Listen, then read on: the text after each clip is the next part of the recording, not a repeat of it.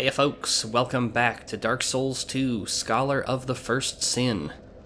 We're here in Cardinal Tower, located in scenic Forest of Fallen Giants, and we are in the midst of clearing out this pathway down here. I don't know what to call it. It's like a series of courtyards, maybe, sort of. I don't know. I have not rested at the bonfire since the last recording, so the enemies that I killed last time are still dead. Or hella dead instead of undead or whatever. I don't care. Don't ask. And we have two ways that we can go. We can go down this very inviting passageway that has a bunch of flammable barrels. Or we can go over here to the place with the NPC. Let's go with the NPC. Also, I know that this is the good way to go because it loops back around. Okay, clairvoyance and all that. Hello there. Traveling all alone in these treacherous times. Well, I hope you have a very good reason. Oh, hogwash. Who am I to judge? My name is Pate. I journey hither and thither on a sort of treasure hunt, you might call it. Be careful out there. There's talk of unsavory bandits who prey upon travelers like yourself. Oh yes, you be cautious if you go any farther. There's treasure in there for certain, but the entrance locks from behind. I saw the same design earlier, and it's the same contraption, I'm sure. I was with this warrior, you see, and he insisted that he go inside first. The rather brusque fellow tried to swipe the loot for himself, but it trapped him inside. I still have the gent's ring. I do hope he wasn't harmed. I'll leave this one to you. I'm worried about what might be inside. So, Pate's a bit of an oddball. Fans of the Soulsborne series will be familiar with Trusty Patches, who first appeared in Demon Souls and appears in every Soulsborne game, except Dark Souls 2, where you have Pate. Trusty Patches tells you that there's treasure in, like, a hole, and then kicks you in the hole and laughs at you, and then expects you to die so he can loot the corpse. Pate doesn't quite do that. He tells you, hey, there's treasure in there, but it's a trap. I've seen it trap people. If you want to go in there, you should know that it's a trap. But on the other hand, I still don't fully trust him. Because he's like hanging out here, goading people to go in. And he is telling the truth, by the way. This is a trap. He tells the story of some gent who went in to a similar trap and apparently had trouble. But Pate has his ring for some reason. He's being too courteous for me to trust him. And he does say he's a treasure hunter. So I'm still not totally sold on the idea that he doesn't goad people into these traps and then loot the corpses like Patches. I just don't trust him. But we'll be seeing more of Pate throughout the game. He does actually have a full storyline, and I do intend to show that off. So, I don't trust him yet. We'll see if that changes. Anyway, once you walk a certain distance into this courtyard, door closes behind you, and a flurry of enemies comes out of here. I think it's 3 infantrymen and 2 soldiers. Yeah. Now, this is one thing a lot of people like to criticize Dark Souls 2 for, and I don't think it's an invalid complaint. I think it is a reasonable complaint. There are a lot of times in Dark Souls 2, such as like this, where you have to fight a bunch of enemies at once. There's no two ways about it. There's nothing you can do to avoid it. In Dark Souls 1, more or less, generally, you could use a bow or some other ranged option to kind of draw aggro from a single enemy and pick things off one by one, which is kind of what the combat is optimized for. But Dark Souls 2 just threw 5 enemies at us at once, and there is no way to only fight one at once. It's literally impossible. And yeah, Dark Souls 2 does that a fair amount. And it's a valid complaint, it's a valid criticism to say that they really, they don't do it very well, I would say. There are ways you can do multiple enemy encounters, but I think just bum rushing the player with 5 enemies at once is not a good way to go about it. Anyway, if you're not knowing exactly what to expect, you might just run straight through the doorway and be like, doop, I'm gonna come here, and then you'll meet 5 enemies, like maybe right here, or even worse, right here, and then get smashed against this wall and be like, oh no, I want to escape, I can't, ah! And then, even if you do manage to get out here, the doorway's closed. So, it is an insidious trap. Anyway, Paint mentioned treasure. Treasure's kind of lousy. There's a trio of aromatic oozes here, which I think, I want to say it applies magic to your weapon temporarily. Yeah. The affected weapon inflicts magic damage for a short time, particularly effective against armored foes or creatures with thick scales. And then perhaps the better prize, but still not a great prize, is hidden behind this fake wall.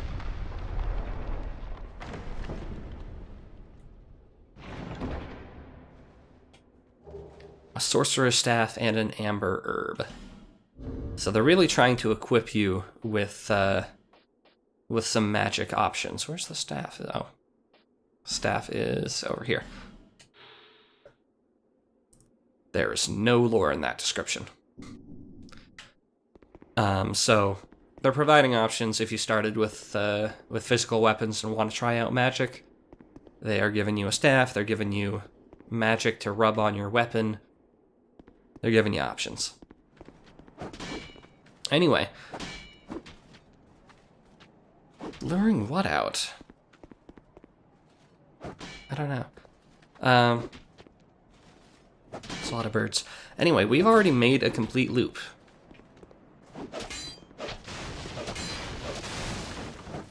Let's see, Pate is right down there. And yeah, that whole expedition, a little bit underwhelming. Honestly, the souls were more useful than the other stuff for me. Anyway, you may note that there's 2 enemies trying to chop down a tree there. We'll get to them in just a sec. But first, let's meet back up with Pate. Well, I see you managed to escape. I hope that brave warrior didn't come a cropper either. Be careful out there. There's talk of unsavory bandits who prey upon travelers like yourself. Unsavory bandits such as yourself, maybe? Oh, but you should take this. Oh, well, now I trust you. It allows undead to call out for help to one another across the fissures between worlds. With luck, somebody will lend you a hand. Well. Alright, so that's all for Pate for now, but we'll be seeing him pretty soon, actually. He gave us the white sign soapstone, which lets you help other people. They can summon you. Anyway, now we have this room full of flammable barrels. Also, my foot soldier's sword is just about ready to break, so why don't I replace that with a short sword? Now, if you look carefully, which you should do when you see a room full of flammable objects, look carefully. We've got 2 enemies on the ground. We've also got 2 enemies up above.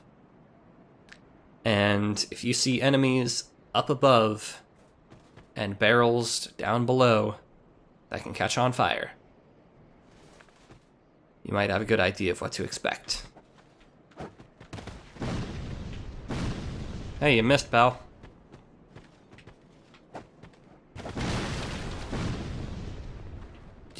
Come on. Come on, guys. You can do this. You can do this. Come on. Come on. There we go. You can lure them into blowing up their comrades, which is always a fun time. These guys are easier to goad than the guy up there. If you're trying to open that shortcut, that's a pain in the ass. This is a fair bit easier, although I did have some trouble there. Now we can't kill them right now without a bow or some other ranged option, but we can get to them soon enough. First, sneak through here. Yeah, you don't run straight through there. You'll miss a whole bunch of fun over here, including a guy who's playing dead.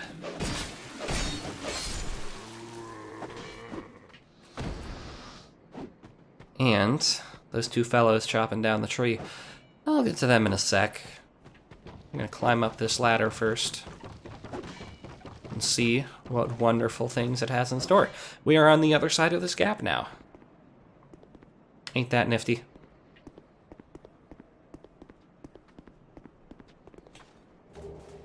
Got a light crossbow. Do we have any bolts, I wonder?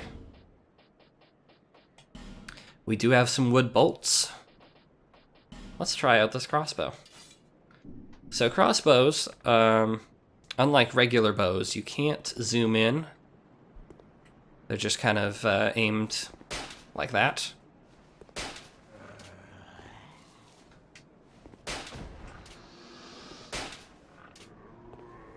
But 2-shotted those dudes, so not all bad. Whoop. So if you're going for precision sniping, crossbows aren't always the best option, but this particular scenario is laid out specifically so that you could use the crossbow against those guys. And crossbow can still be useful for drawing aggro from guys just outside of their range, you know? Ooh, spooky.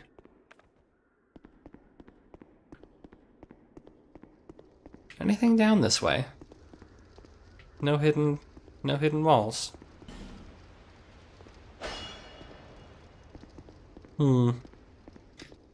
Alright, time for a fun jump. And by fun, I mean awful. I don't know if there's a reliable way to do this, but I'm gonna do my best. Whoa! Well, I screwed that up.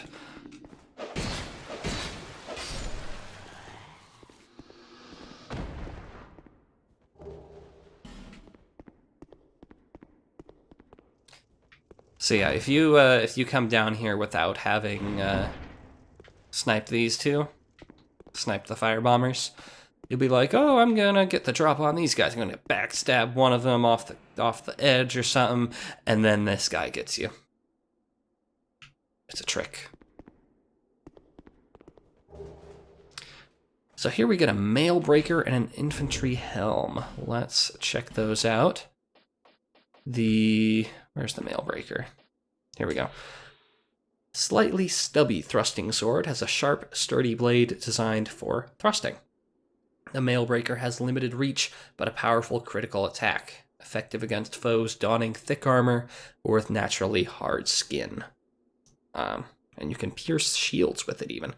So I think this might be another option against the old ironclads, if you haven't picked up a mace or anything. And I wonder if I could wield this. I probably could, but I like my mace. And then what? Oh, I got an infantry helm as well. Much, much more stylish than the soldier helm. Yeah, it's nothing particularly great, but let's try it on. Yeah, I like that. And then I kind of like it. I kind of like it.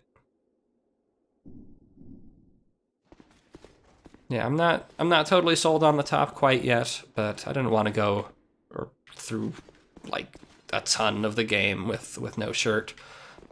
That's not healthy. You'll be exposed to the elements. Okay, I'm gonna try again to make that jump, get that item. But again, platforming in a Souls game, especially, well, I won't say especially Dark Souls 2, really any Souls game, not great. They never really get the hang of it.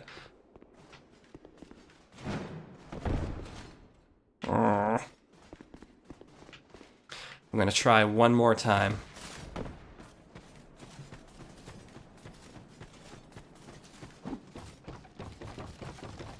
And actually, I wonder if taking off all my clothes would make the jump easier. So I'm gonna do that real quick. Don't mind the weird crossbow bolt positioning. Is this way better? No, I can't stand up on that one, so. There we go. Alright. Sylvan, name a soldier, and a torch. I'll take it. So let's hop on down. Let's heal up, because we're getting dangerously low. And, let's put our clothes back on. Is that what I was wearing? I kind of like those, actually.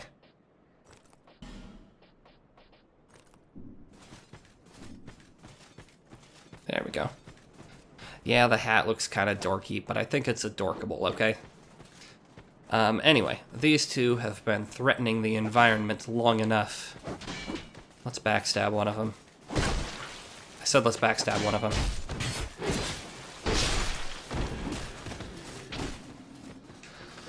So this is a fun little bit of environmental storytelling. We had two hollow soldiers for seemingly no reason attacking this tree until you take a closer look.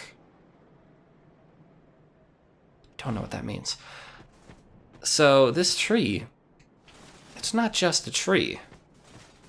You'll see this tree has a leg and a foot and kind of stumps where there should be, they kind of look like arms, and a head with a hole in it. This isn't just a tree, and if you'll remember what Malintia said, the old hag merchant, the trees in the forest grow from the corpses of the defeated giants. This is literally a giant corpse from the war between Vendrick and the giants. And these soldiers are carrying on that war senselessly, mindlessly, absorbed wholly in attacking the last enemy they knew. So again, becoming consumed with purpose to the exclusion of any sort of sense. Sort of an extreme version of what we saw with Kale. No, I like the encounter a lot. Anyway, remember this that this giant tree is here. It will be relevant later.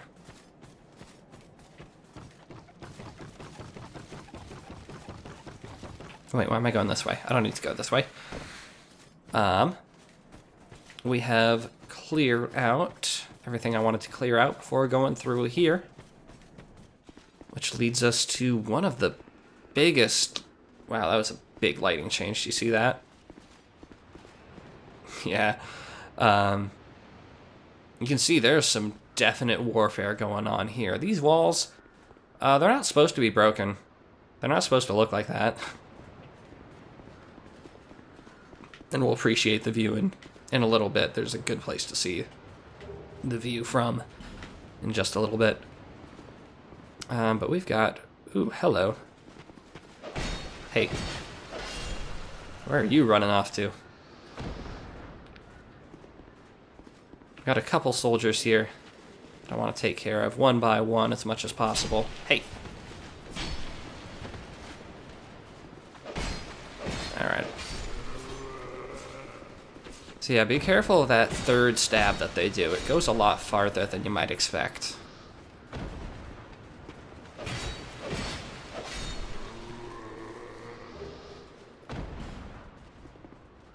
Okay, so we got a couple soldiers out of the way. We got this fog door. Thank you message. And before we do much else, there's also an ironclad over here. So let's take care of him. Come on over, buddy. You want to smash this cart, maybe? That'd be cool, yeah. Oh. There we go.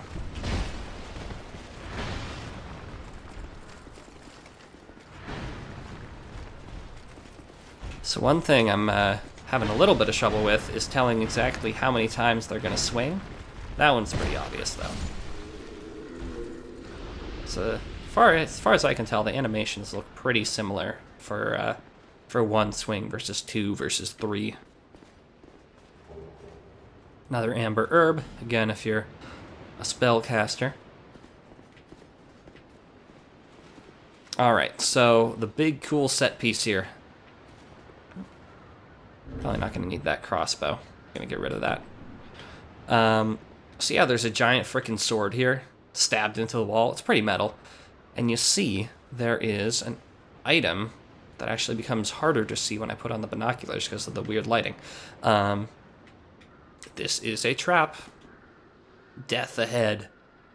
You can see all those bloodstains up there next to the item. There's a reason for that. Let's see if there are any other messages. No, doesn't look like it. So sometimes you might encounter a message that tells you, beware of behind. So you might keep your eye behind you as you walk up. And you'll see, uh-oh, infantry party.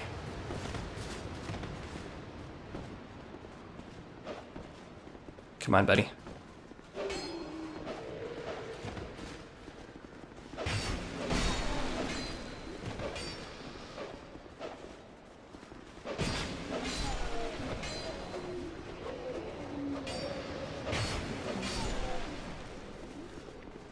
There we go. One more. Come on down, buddy.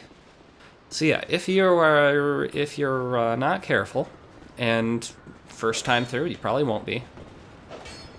Oh, come on. Those are some hitboxes right there.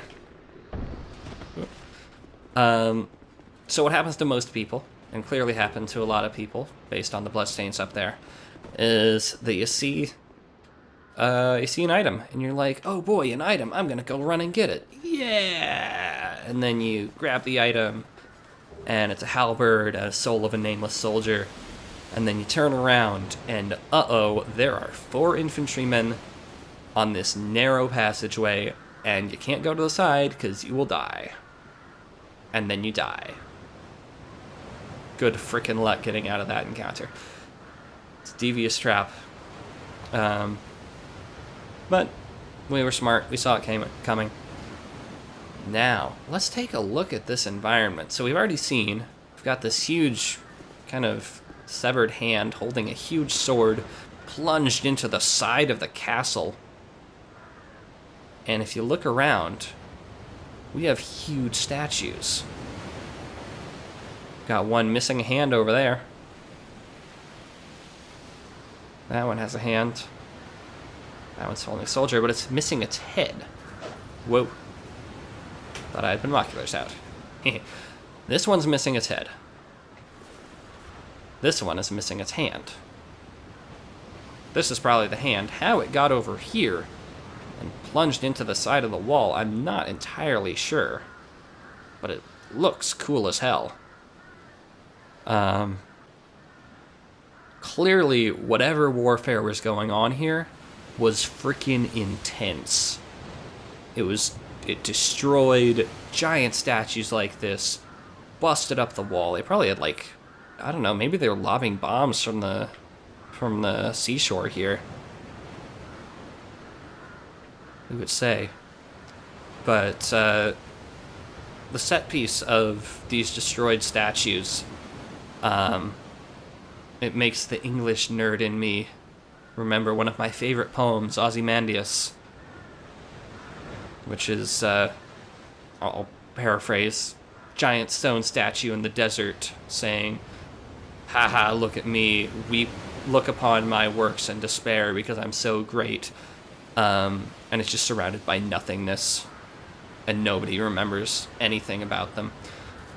So in the same way, these giant, grand works that are really impressive are destroyed and being overrun by moss and nature.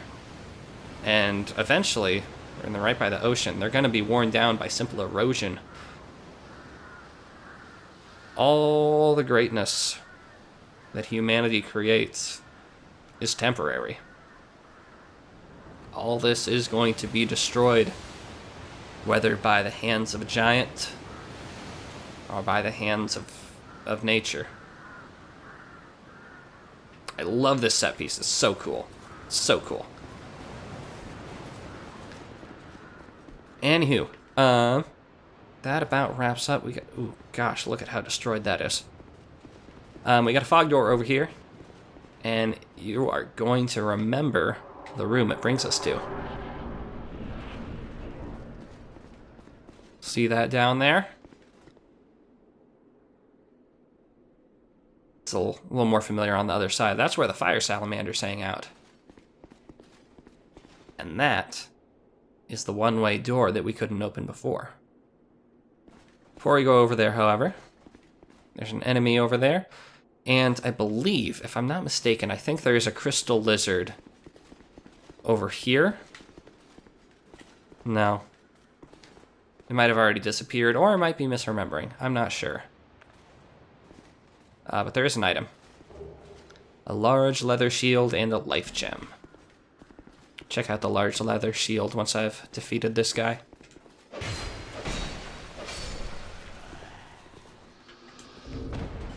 Alright. I keep pressing the wrong button there. Alright. That's a small leather shield. Here's a large leather shield. Inferior to metal shields in terms of stability and physical damage reduction, but easy to use and weighing so little that it hardly requires any strength to bear. And let's see, how does it compare to... Let's compare to the small leather shield. It's got actually pretty decent physical absorption compared to the other shields we've been dealing with.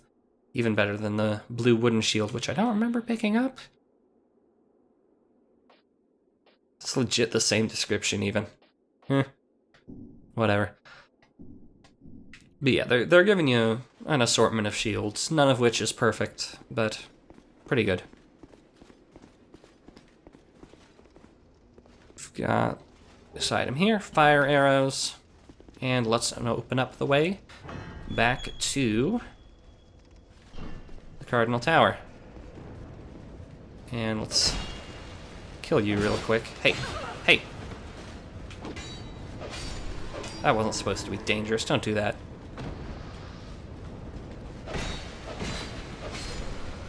Okay. Now, so, what we could do, and what I would encourage you to do, if you're a new player, would be to climb up here,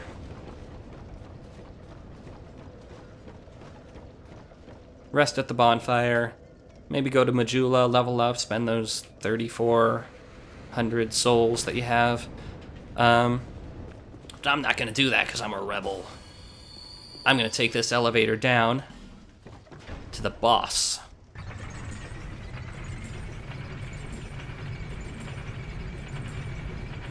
And I mean, now that we've opened that shortcut, even if I die, I'll go straight back and just come down the ladder and come straight here. Which again is very, it's very Dark Souls 3 and Bloodborne level design. Can't speak for Demon Souls very much, but it's a level that really loops back on itself and makes the final part of the level easily accessible from the very beginning. Okay. It's a good note there. There is, in fact, an enemy lying in wait here. Oh my god, he parried me. I just got parried by an enemy. Oh, I'm ashamed. Alright, and we can see there's a pair of summon signs. One is mild-mannered Pate. Come on in, Pate.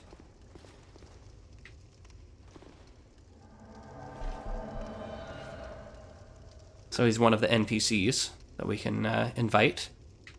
And then, a lesser-known NPC is Sellsword Luet. One thing that Scholar of the First Sin did in comparison to the original is that they added a lot more summonable NPCs and gave them more personality. So this guy likes posing.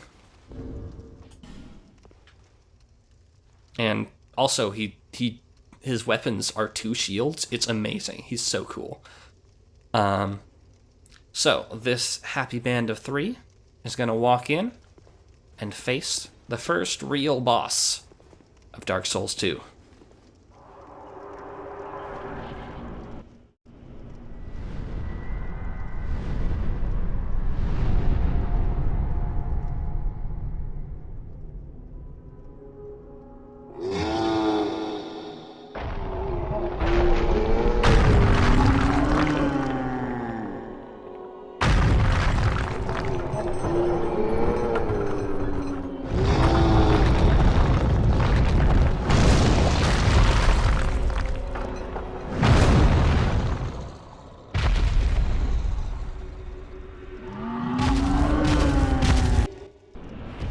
Alright, welcome to The Last Giant. The Last Giant is a remnant, a surviving soldier from the war against the Giants, who was imprisoned down under the fortress and left to rot, basically. Now, it's understandable that he'd be rather pissed about that turn of events, hence why he comes and attacks the bearer of the curse here. But there's actually another reason he's angry, but that's spoilers. And I know that's ridiculous, because this is Dark Souls, how can there be spoilers? But yeah, that's spoilers. There's a reason that he's specifically pissed against us. Anyway, one thing that the Last Giant does is that he has multiple points of attack. You can attack either of his legs or his torso. And generally you're going to be attacking his legs if you're a melee fighter.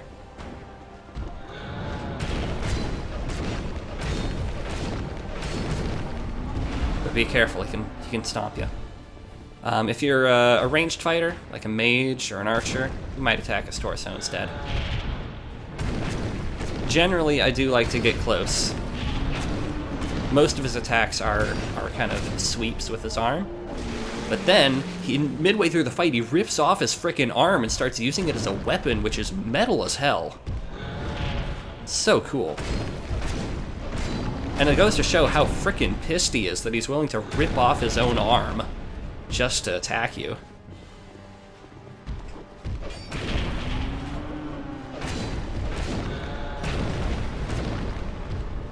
Anyway, looks like my companions here are doing just fine. Health-wise, they're not even getting to half health yet, and the Last Giant's about to die. Now, I'm not gonna say that if you lose to the Last Giant, you're terrible at Dark Souls, but he's not a tough fight, really, I would say. Part of the issue is managing the camera to make sure that you can see what he's doing, since it is very easy to get kind of crammed up against his torso at the bottom there. What did happen to his arm there? Anyway, I guess I'll take the last swings. And that's the Last Giant. Oh, Pate, you were almost dead. I'm sorry. Thanks, you two. Alright, so for that, we got our first boss, or not our first boss soul, because we got the Pursuer, but for a lot of people, their first boss soul. The Lord of the Giants, who had brought wrack and ruin to the entire kingdom, was said to have been felled by an unknown warrior. His beaten and broken remains were then dragged beneath the stronghold, where he was sealed away. So not only is this the last giant, he was the lord of the giants. This was the leader. This was like the Vendrick of the giants. And he was imprisoned down here. They didn't kill him. They imprisoned him. They humiliated him and tortured him. And then the kingdom died around him, and he was still trapped. That must have sucked. And then we also got a key, the soldier key. A fort was erected in the forest to face the giants, but now the soldiers are lost and hollowed. They are enfeebled, but not without honor, and continue to steadfastly defend their country. So that'll open up some locked doors that we encountered all throughout the fort. Also, yeah, look at that last giant. I'm not sure what would be worse, being trapped down here with no sunlight, or being trapped down here with a reminder of the world outside, never being able to escape. Must have sucked. Anyway, that takes care of the last giant, and we have 11,000 souls to go deposit. Let's take this elevator back up.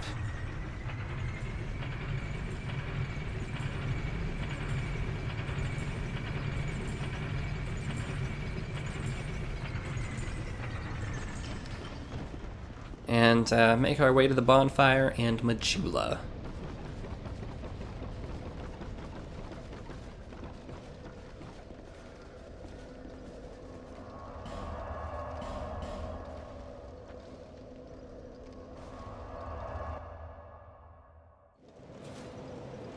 So, the particularly eagle-eyed of you may have noticed that Melentia actually disappeared when we rested at the bonfire back in the tower. That's because she has moved to Majula to serve as a merchant here permanently. Oh, you again? Go on, it's on the cheap for you.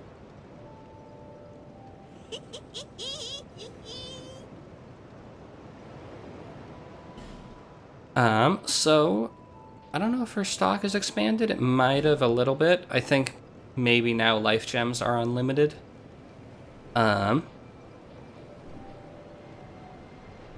But right now, the main thing I'm interested in is this Pharos Lockstone, just because I want one, and I can afford it, and I'll need to use it at some point, and I don't remember when the next one is. Everyone's so stingy around here. Everyone's so stingy everywhere. You're my only customer.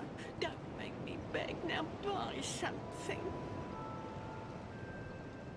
We call this place Majula. Not too special if you ask me. It's just the place where everyone seems to end up.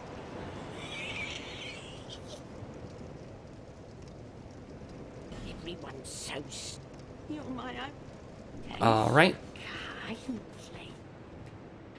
So while I'm buying things, why don't I stop in with our good friend, what's his name, and maybe buy some armor. Oh, hello again. I hope you find something of use. Yeah, Mullen, that guy. So I'm kind of interested in this falconer armor. I do like the red. Let's buy one of those. So I can never tell what I'm gonna like until I try it on. I don't want to buy stuff I'm not gonna use.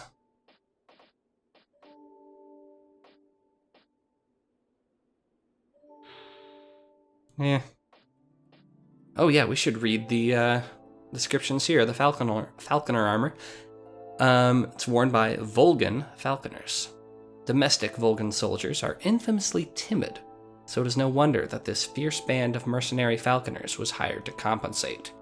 In practice, they serve as bodyguards for the affluent elite, and they serve well. such that nobody dare scrutinize their backgrounds. So again, something backgrounds. Curious about kind of the pants there. I don't know. I don't quite like them. All right, let's stick with that. Much. And do please come again. I might change my mind later, but yeah, I like that a lot better. Still don't love the sleeves. This is definitely going to be a temporary thing. I'm very particular about sleeves, apparently. I'm going to hold off on upgrading my weapons for now, just because I don't know what I'm going to use in the long run. However, apparently I haven't opened this for Lenegrast yet. Ah, yes, very good.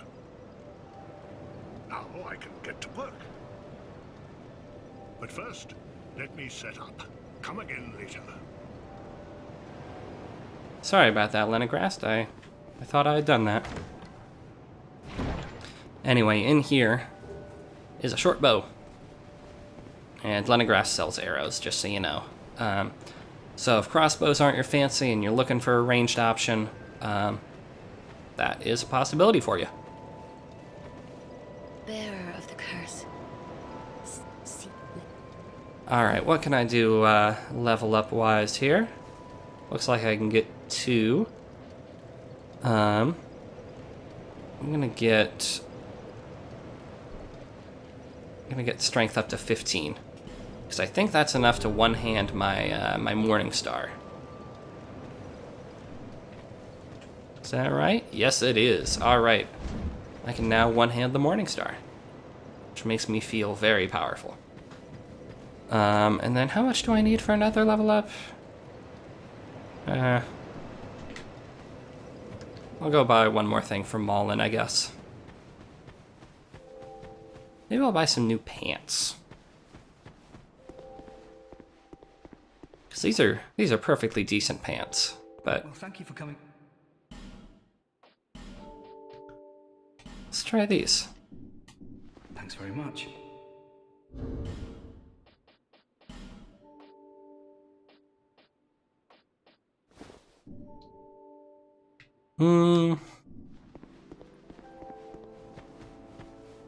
For some reason, they make me feel like my legs are too thin.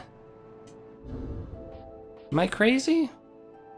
This is Fashion Souls, by the way. This is how you play. Yeah.